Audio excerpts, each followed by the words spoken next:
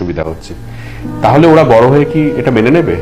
একবারের জন্য বলবে না, মা তুমি এত ব্যস্ত হয়ে পড়লে যে আমাদের আমাদের ছোটবেলাটায় তুমি আমাদের সঙ্গে থাকলে না, আমাদের বড় করার দায়িত্ব নিলে না, তাহলে জন্ম দিলে। আমিও আমারও মনে হয়েছিল শুভশ্রীর দেবের সঙ্গে বিয়ে হলে ভালো হতো, কিন্তু আমি সবসময় বিয়ে করতে চেয়েছি, আমার বাচ্চা নিতে চেয়েছি একটা পার্টিকুলার এজে। বিয়েটা তো জীবনের শেষ না, যেদিন মনে হবে জীবনটা শেষ করতে, জীবনের খাতা লাস্ট পেজটা লিখছি, সেদিন ভাববো কি বিয়ে করবো কি করবো না।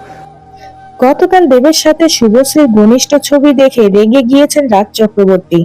রাজ বলেন, তুমি তোমার সন্তানদের জন্ম দিয়েছো, কিন্তু সন্তানদের যখন দেখাশোনা করবে না তখন কেন সন্তানের জন্ম দিলে? সবার সামনে শুভশ্রীকে এভাবেই অপমান করলেন রাজ চক্রবর্তী। রাজ চক্রবর্তী আরো বলেন, আমি তোমাকে বিয়ে করে ভুল করেছি, তুমি দেবকে যখন ভুলতে পারবে না তখন আমাকে কেন বিয়ে করলে? আগের মতো সন্তানদের আর দেখাশোনা করেন না শুভশ্রী। দেবের সাথে সম্পর্ক ঠিক হবার পর আর তোমার সংসারে কোনো মন নেই। আমার দুইটা সন্তান সব সময় মা মা করে, কিন্তু তুমি তাদের ছেড়ে দেবের সাথে ছবি তুলছো।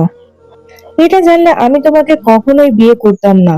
তুমি শুধু আমার সংসার ভাঙছো না, তুমি দেব রুক্মিণীর সংসারেও অশান্তি শুরু করেছো। আমি তোমাকে ভালোবেসে বিয়ে করেছিলাম।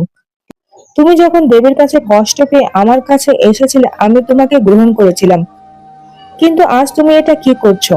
তুমি আমার সংসার রেখে, আমার ছেলে মেয়েকে রেখে দেবের সাথে সময় কাটাচ্ছ।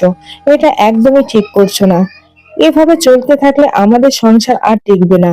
হয়তো তোমার আমার মাঝে ডিভোর্স হয়ে যাবে, কিন্তু আমার ছেলে মেয়ে দুইটার কি হবে? তারা তাদের মাকে ছাড়া কিভাবে থাকবে? তোমার যদি সংসার করার ইচ্ছাই না থাকতো তাহলে তুমি কেন সন্তানদের জন্ম দিলে?